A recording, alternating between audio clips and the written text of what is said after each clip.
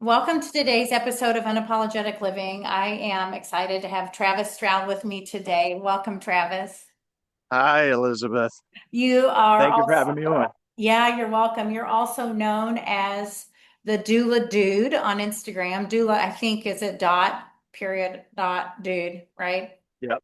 Yeah. And that's how I found you. And I think I've got a lot of accounts that are popping up on my feed right now. You know how the algorithm is, because Yeah. I actually have my first grandson on the way, due in October.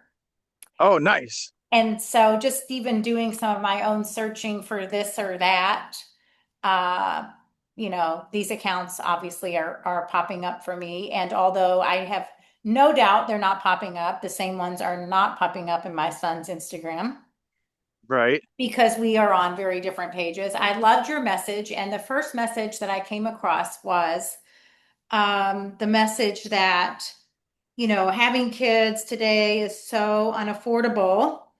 And I loved what you had to say about it. And I would love for you to share just a little bit about that. And I have kind of been this Jill of many trades. And one of those trades was driving Lyft and Uber. And I can't tell you how many people say just that. Well, we would have more if we didn't have to Right. pay for daycare and Yep. and my personal story really quickly is that we have my kid's father and I had two children, and I was bound and determined to not do daycare. And I also wanted to be home with them or have somebody always home with them that is family. And so I waited tables at night. Dad went to work during the day, and it absolutely is doable. Of course, like Right. you said, I also nursed. So I'd love for you to kind of share a little bit about, because I want people to have babies. Right. And I Right. want people to know that it is absolutely doable. So when Yeah. we, hear that they're not doing it because of that reason, I would like to like free that up. Like there are multiple ways to skin this cat, and it doesn't have to be Yeah. the way that we have been told. Absolutely. And you're like I guess closer to my parents' age than me. I'll be 32 this month, or yeah, this later two in 3 weeks. But so I'm part of that generation that was fed that propaganda essentially. Well, it's also what people are experiencing, but the added cost of having kids is a lot of the stuff that's been created by modern civilization, like the Pampers propaganda, formula propaganda, daycare, getting women back to work. And so a lot of the things that now make being a parent so, you know, unaffordable are things that we didn't really do like more than 80 years ago. Childhood was with mom nursing, reusable diapers, and no real like daycare. It was within the family. So a lot of the things that me and my wife haven't experienced because I told her I would work however many hours a week and need to make it so that she can be at home with the baby. But a lot of the added costs that could make it more affordable for people are reusable diapers, nursing, learning how to take breastfeeding seriously. And a lot of the things that are affecting the capability for mothers to breastfeed is because of how hospital births are taking place. So now it's like 27% of mothers are exclusively breastfeed their babies for the first 6 months. If I'm, mispronouncing that statistic, but I do believe that that's a actual, a statistic nowadays. And that's kind of crazy because that's like the number one source of nutrition for the baby. And I mean, that's a whole nother conversation about breastfeeding, but breastfeeding takes a lot of the cost down. And then because baby, in order to exclusively breastfeed, would have to be with mother, it couldn't go to daycare. I remember a friend talking about how when she started putting her daughter in daycare, she actually stopped nursing because then it actually creates this like disconnect. But obviously, it's all very personal. But that was that video that almost is almost 100 almost a million views now because talking about how childbirth is so expensive, but really it's not. And we spent maybe $500 in the first year of our daughter's life. The most expensive thing was the car seat because we bought reusable diapers. My wife nursed. We didn't send her to daycare. We didn't have a hospital birth. We birthed at home.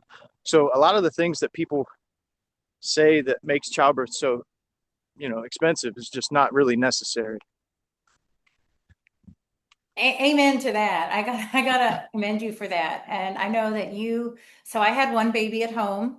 My kids are 24 and uh, 20, and I am Nice. 38. So I had my first baby, young for many standards today. And Right. my son and his wife will also be 24, which I am Okay. like, again, amen to that, because again, with this cultural programming, right? Yeah. Societal programming, you better wait or get your career going instead of maybe trying to make babies and procreate while you're at your most fertile and healthiest, right? Yeah. Years. And that's not always true, right? Many of us find health later, but so Yeah. Because it takes oftentimes, experience. yeah, but so often, I know there's a podcast, which I've only listened to a handful of episodes, Whose Body Is It? And these women were, I think they're in their 30s, talking about how they kind of feel duped by, this programming and waiting to do all of these things before you start having Yeah. children and starting a family. So, Right. I am super excited that uh, maybe we're seeing a trend in the opposite direction where people will start um, getting married, and they don't have to get married, but getting married and starting their families at younger ages. I think that Yeah. would be an awesome thing to see, and then we might see more children in these homes too. But I know that I gotta say, my first baby was born in a hospital, and I Yeah. did use a midwife, and I went across the river to Indiana. I'm in Kentucky, where, Okay. um, I was hoping for a more natural experience, and absolutely, by far, it was a better experience than I could have had anywhere else, because at that time, that was the only place nurse midwives could practice, and that was what I was comfortable with at that time.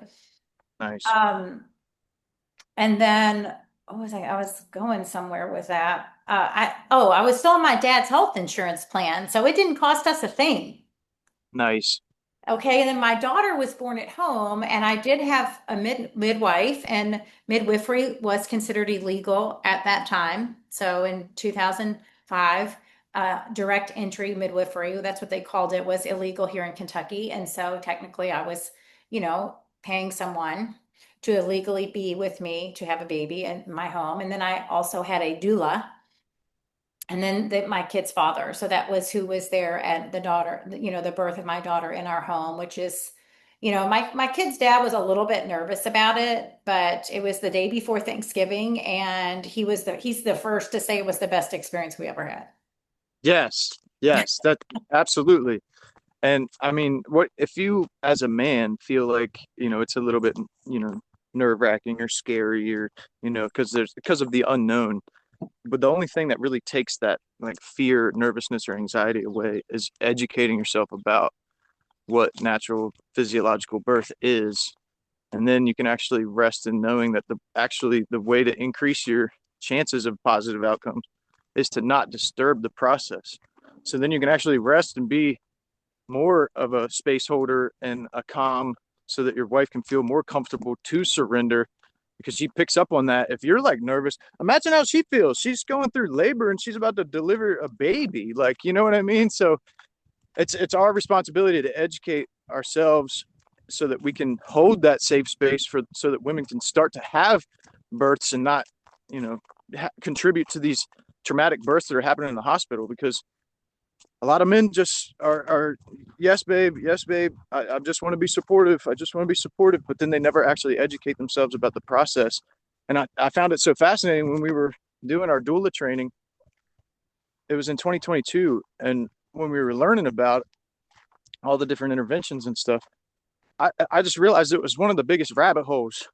So I'm a conspiracy guy. Like that's kind of what led me into the birth space because it was right after my wife and I got married, and then she was deciding that she didn't really want to teach yoga anymore. She wanted to get into this doula stuff because we listened to a podcast with Ayla Cuenca, and and then she did the doula training, And we learned so much with that, that when she conceived, we just took full responsibility from start to finish.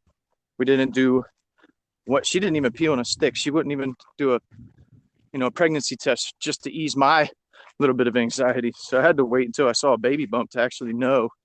But that's how in tune that she was from the conception all the way to, my daughter's almost 2.5 now, and she's never stepped foot in a doctor's office or anything. So we didn't outsource, the entire process. And for a 30-year-old couple, for their first time baby, that is not the normal way. Free birthing, never having doing an ultrasound, no blood tests, no nothing.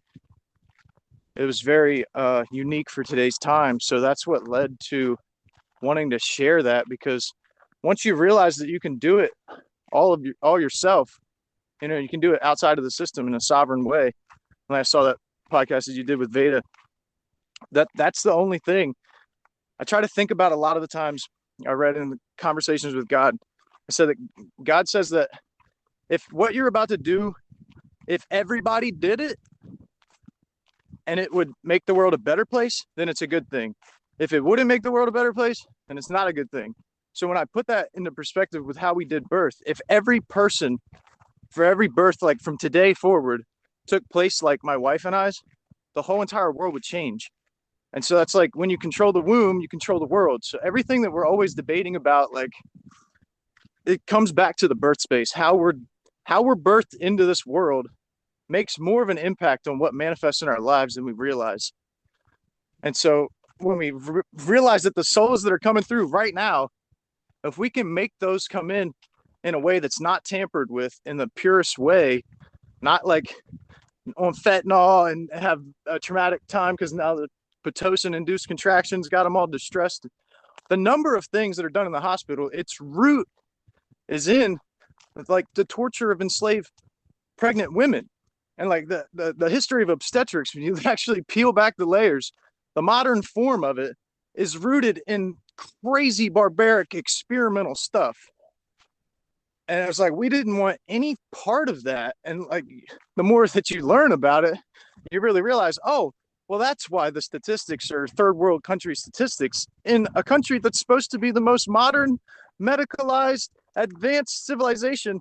But and yet still in like 2018 to 2022, 11.5% of Black women giving birth in New York City died. Like over 10% of women died in the most advanced city in the world, in the most advanced time. Like, so you start to really realize that the statistics are terrible and they're not getting better.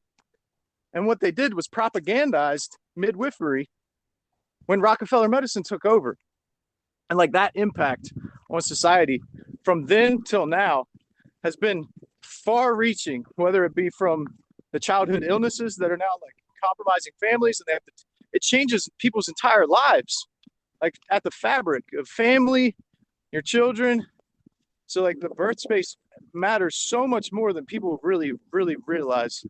And so that's kind of what I'm trying to get people to realize, is that it's the creation of your family.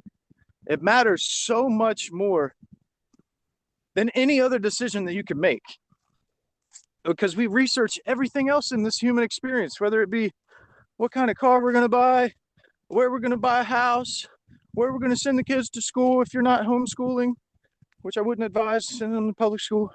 But all the decisions we make, we'll research it to the end of the world.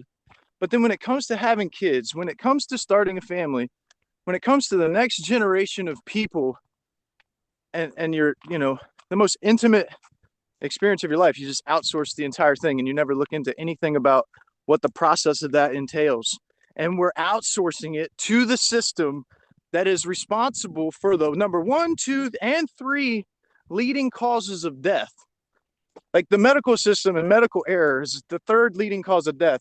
And we're going there for childbirth, and it's having a terrible outcome. And the statistics are not getting better.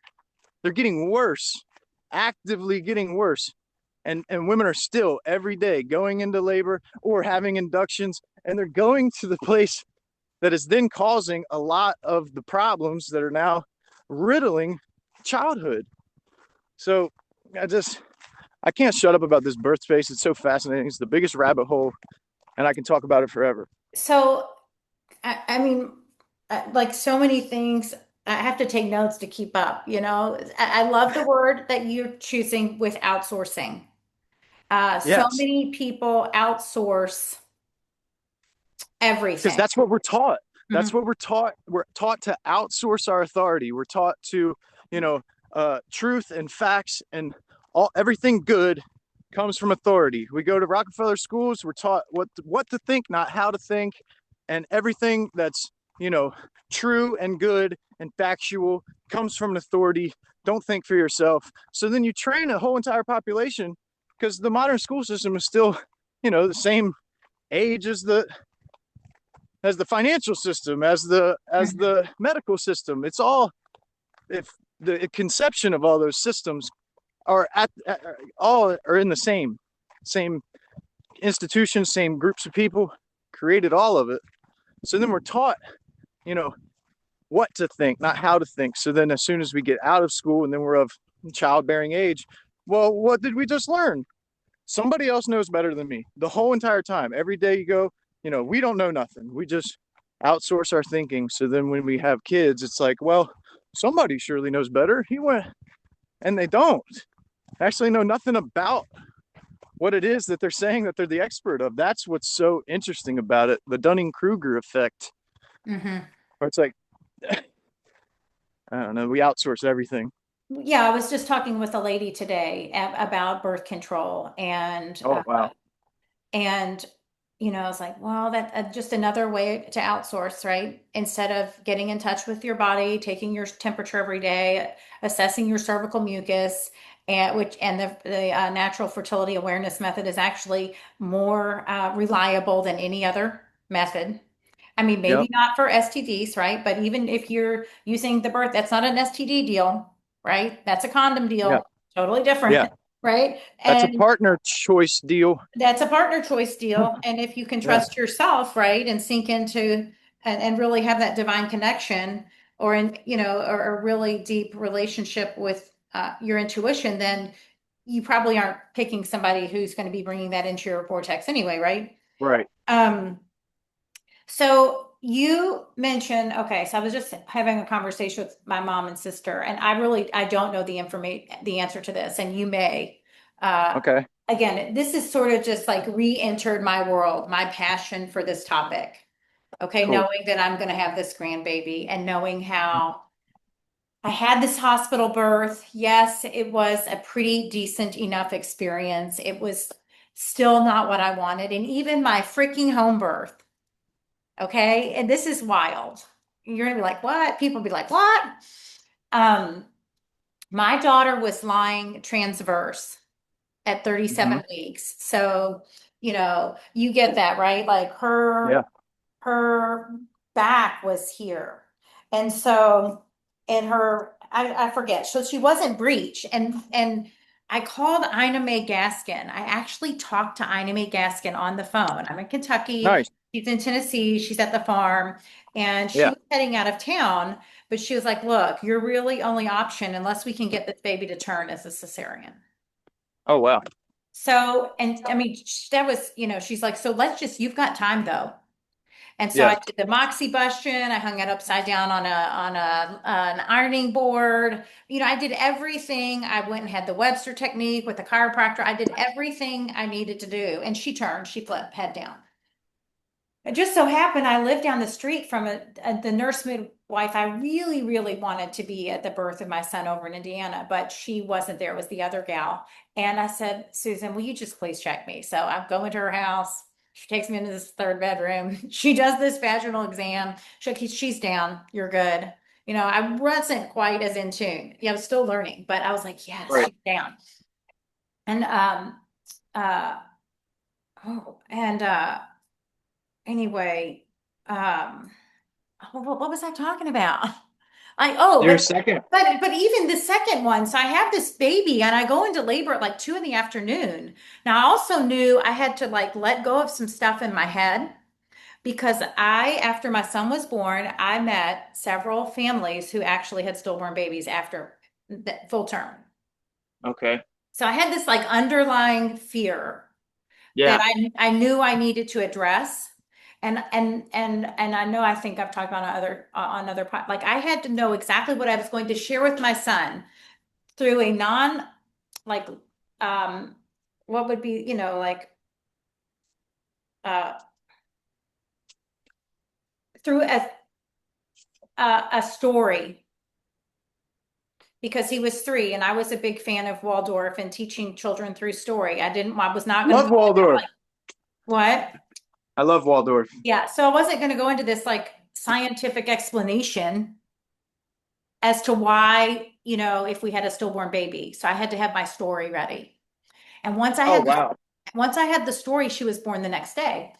But I wanted to, I wanted to feel it all. Well, she arrived in 3 hours. And so Wow. then Ina May called me back. She came back in town. Did you have your baby? I was like, yeah, but I was like, it went too fast. She's like, oh, it's like having the orgasm without any foreplay. So like Fun. I did have a great experience at home, but it's funny that like I wanted it a little bit more drawn out, I guess. That wasn't my experience. And so but she understood. She goes, that happens for some women. And but yeah, so my back to my original question is I know her cesarean rate is or transports, it's like 1 or 2%. Right. It's pretty low.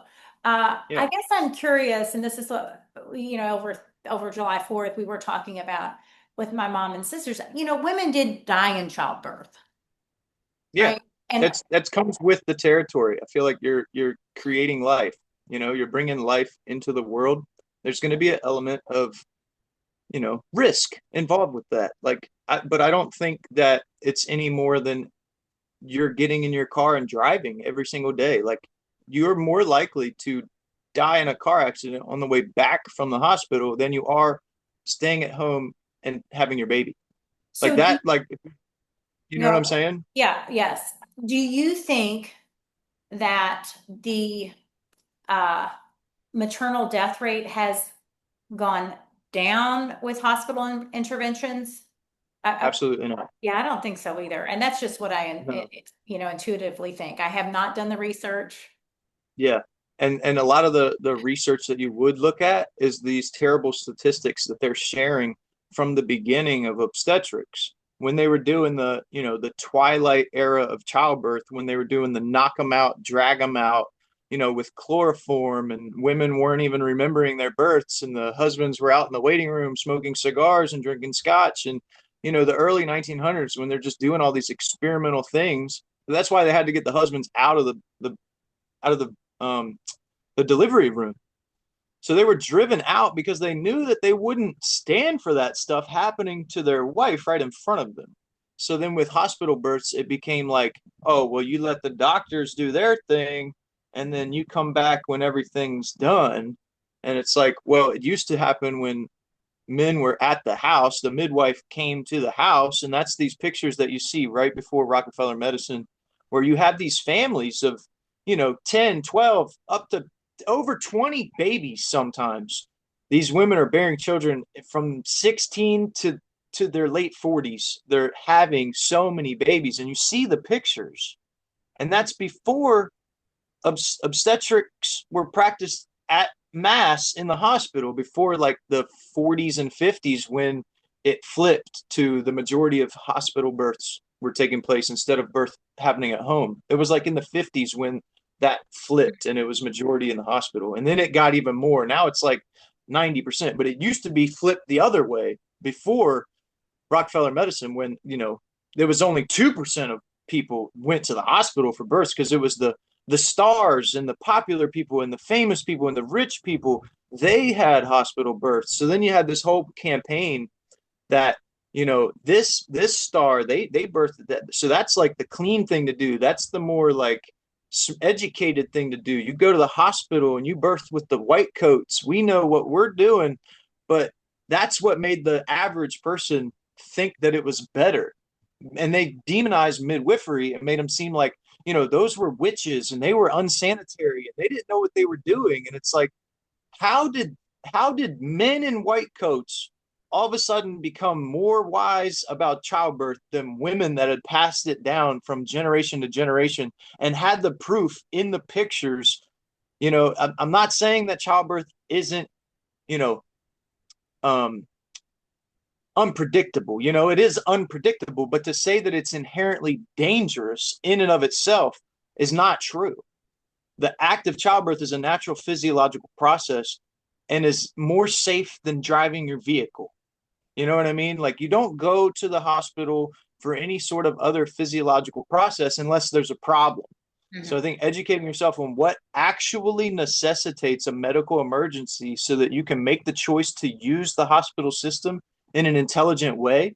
Like, you're going there and you know what service it is. Like, um, we're experiencing cord prolapse. We need an emergency C-section. You're like going there, you know what service you want. You're not like, hey, we don't know what's going on. Then they're going to turn it into an emergency because that's what they're good at. They're good at emergency medicine. So yeah, childbirth before Rockefeller medicine, we were like, look at the pictures. We were doing just fine. But to say that, oh, well, they only had so many kids because half of them died before the age of 5.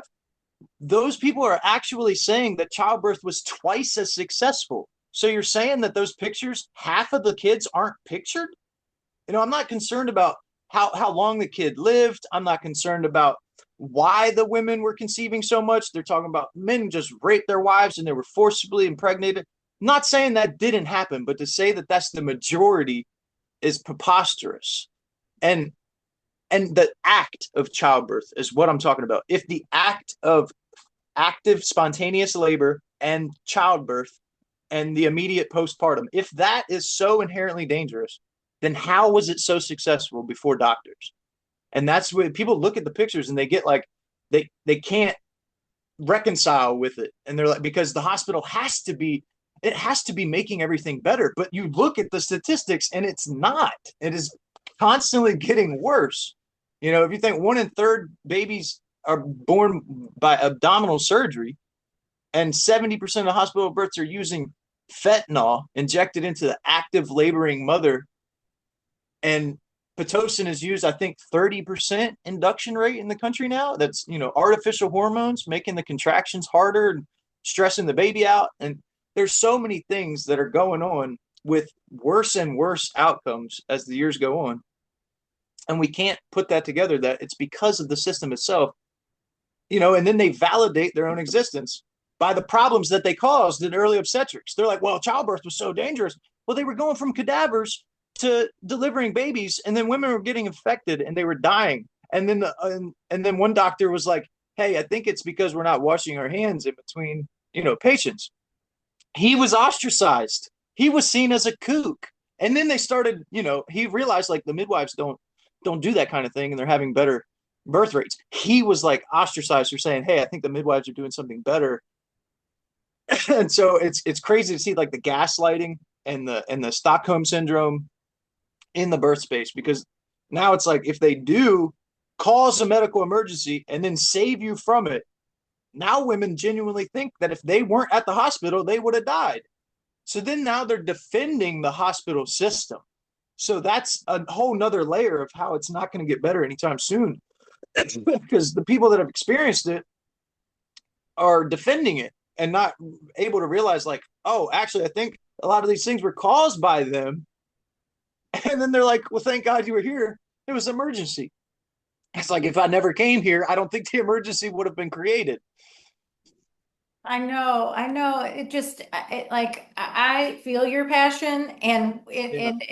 I know that you mentioned when you're super passionate about something, right? You just want to just talk about it with everybody. And sometimes Yeah. it comes across as unsolicited, which is one of Yes. the reasons I did start my podcast. You just want to Yes. share so many things with the world. And I'm having to really learn to zip my lip in my scenario. Yeah.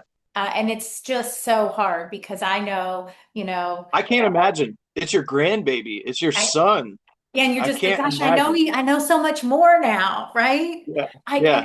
so I guess I want to jump back a little bit because you mentioned, and I hate to, conspiracy, right? You said conspiracy. I You, love it. okay. But to me, it's like, seeker of the truth. Yes, And that word's been demonized. I I know, don't see it as a bad thing. yeah, I would be labeled that too, and have Cool. been. Was there any like defining moment where at any point in your life, not necessarily around birth, where you were like, okay, I Yep. don't trust the system, and Yep. yeah, can you share? Yes, that's a really good question because I haven't talked about that a lot, and I realized it. I think it was in ninth grade.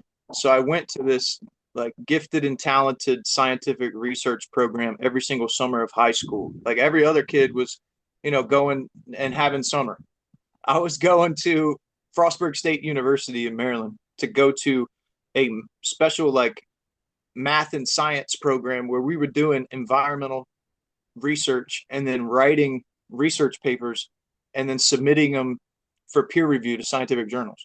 So that it was part of a government funded program for kids that were essentially poor. It was only the people that were on the free lunch program but had really good grades and had the smarts to exceed in college, but needed a way to get a edge up on the other kids so that they could get a full ride to college academically because so it was like a special program. And the very first summer that I was there, we were doing the research was on urban heat islands. And this was right after in eighth grade when my dad and I watched The Inconvenient Truth by Al Gore when he talked and went on tour to some thousand places and just spewed this presentation that of about global warming. Do you remember that? The Oh yeah, Inconvenient I went Truth to of see Al that Gore? movie. Okay. So when that came out, my dad and I watched it. And then that next summer, I went to math and science camp and we did the research on urban heat islands and talking about how the surface temperature of the earth we were showing that when we were doing grass fields, brick covering roads, concrete, asphalt, we were doing all these testing the surface temperature and then testing the air in the immediate area and essentially showing that the reason that the temperature of the earth is rising in certain ways could be contributed to by these urban heat islands. We're putting all this artificial landmass on top of, what we showed as the grass and anything of nature has a natural cooling effect. So we're putting all this artificial, it's not even rocket science when you look at it like, oh, but our paper didn't get past peer review. So you're like, oh, this study literally shows that one of the reasons is because we're, messing with the ground cover that would cool the earth. Mhm. But that's not supportive of the agenda of global warming and you know what I mean, of all that stuff. It's got to be because of whatever they're talking about to push their agenda. It made me realize like, oh, we just did the science about it and showed that it could be explained in other ways. And and the fact that it at the same time in life I was just like, they're not being truthful. And that's when I started to realize like science, and you can get into Andrew Kaufman, Dr. Cowan, Bear Lando, Stephen Long. You get into all these different doctors and people that were career physicians and people that understand the scientific method like I do from going to writing research papers. I'm very familiar with the scientific method. I literally wrote research papers as a teenager. So I'm familiar with when you're reading literature and you're looking at the methodologies of these different studies, and they're not actually following the scientific method to discover the foundational principles for a lot of modern biology, virology, DNA, all of these different fields of science that are so well established. Damn it. What? Oh, my phone. I got you. It'll be okay.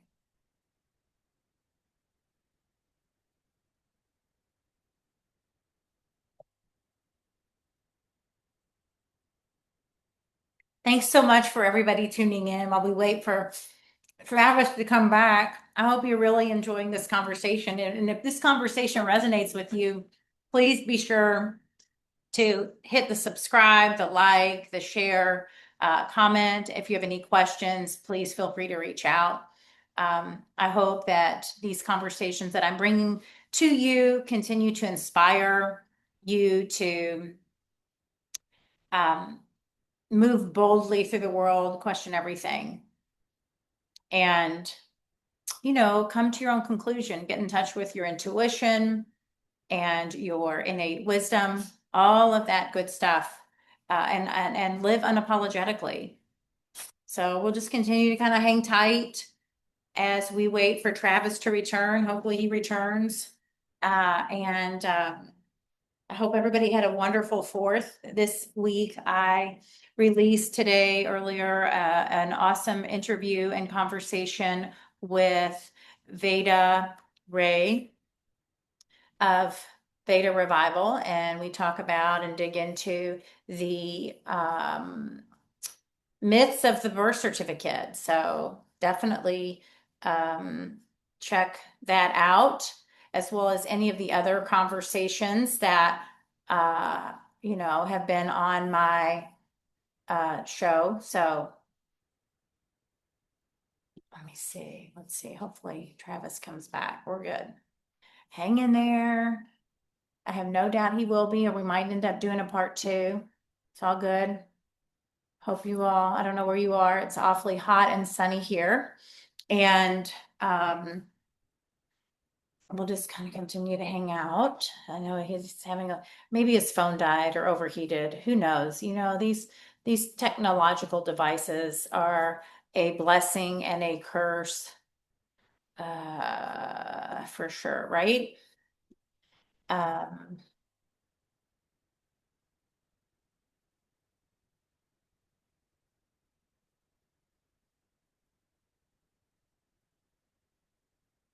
let's see.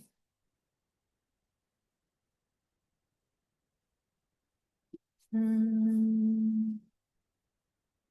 So if you're still with me, just hang on. Of course, you can always hit that fast forward 15, 30 seconds. Uh,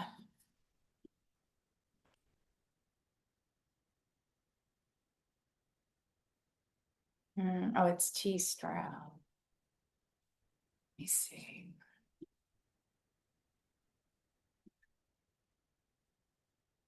Here it is.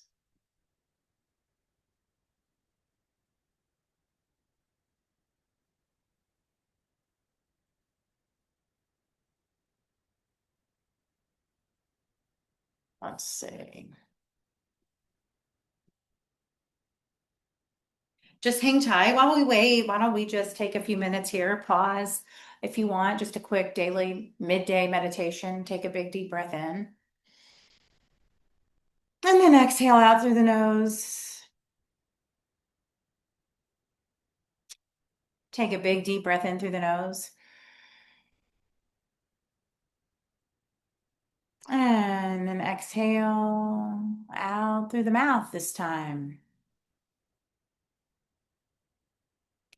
And let's take a big deep breath in through the nose. And exhale out through the mouth. Deep cleansing sigh.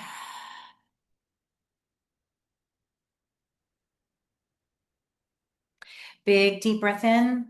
This time focus on filling the low belly up, then the mid belly, then that upper belly just below the rib cage. Notice, feel the lungs expand, lift up.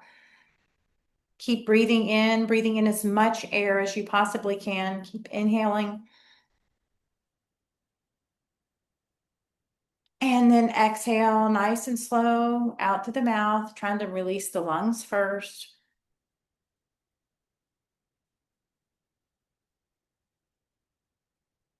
Let's do that again. Maybe place your hand on your heart and then one on your belly. Big deep breath in.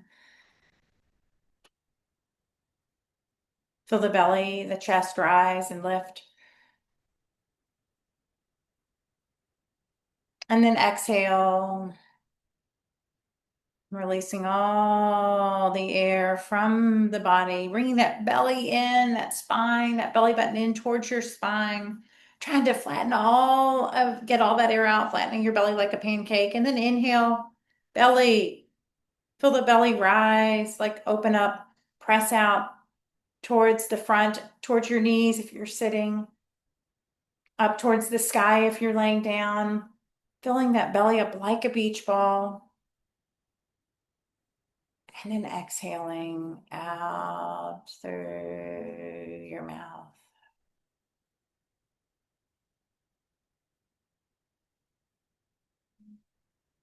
I'm just going to give it a couple more minutes and we'll see. We may pause here and return with part 2.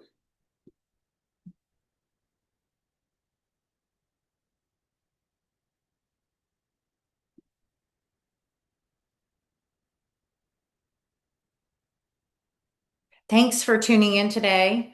I will be back. I know we will be back to finish the conversation with Travis. He lost connection or he lost internet. Who knows? Maybe the powers that be didn't want us having this unapologetic conversation. So I do hope you'll return for part 2, and I hope you all have a fantastic day. Thanks for tuning in.